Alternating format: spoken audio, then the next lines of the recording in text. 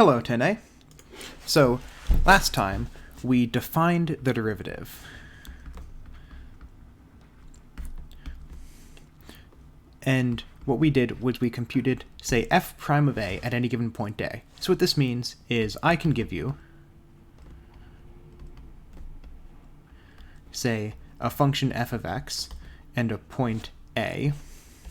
So, say some crazy thing like this, and some point, and you can give me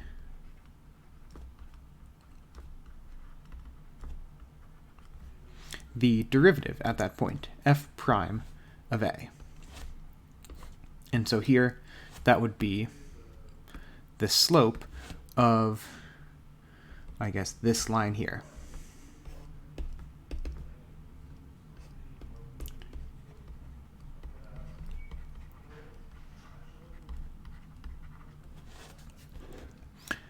But what if I decided to ask you this question? Say f of x equals the square root of x, and I want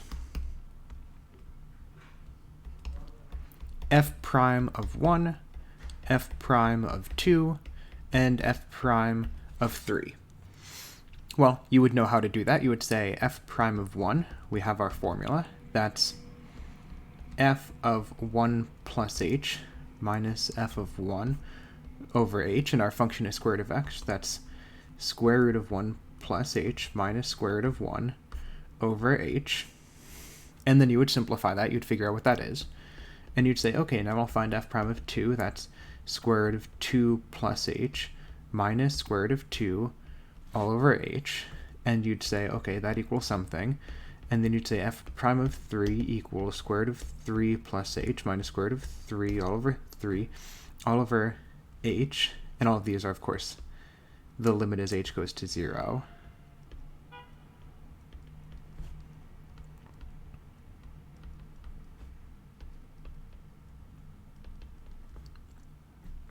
And you would simplify this, and you'd find an answer, and you would say, wow, Alex, this was really tedious.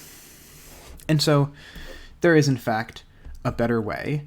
Instead of plugging in each individual point into this, you could just say, I'm going to find what is f prime of x. And unsurprisingly, this is essentially the same formula. This is f of x plus h minus f of x over h. And then you find this as a function of x, and then plug in 1, 2, 3, and so on.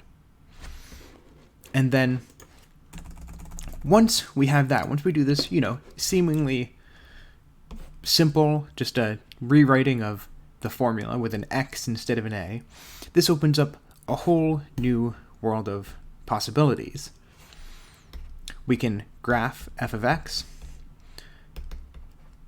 and then we can graph f prime of x as a function. So say here it looks like it's quite steep, here it looks like the tangent line is quite shallow, so f prime of x probably looks something like this. And in fact, I'll tell you, it equals 1 over 2 times square root of x.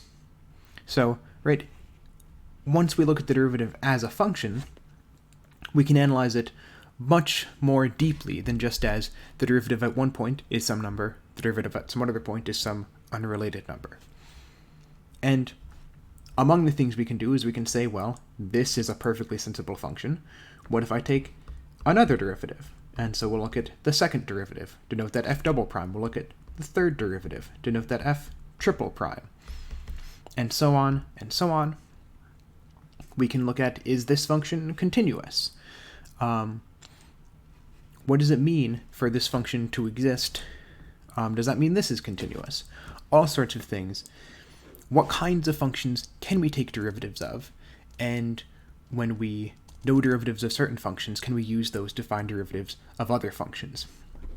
So looking at the derivative as a function itself, rather than just looking at derivatives at specific points, opens up a whole new arsenal of tools we can use.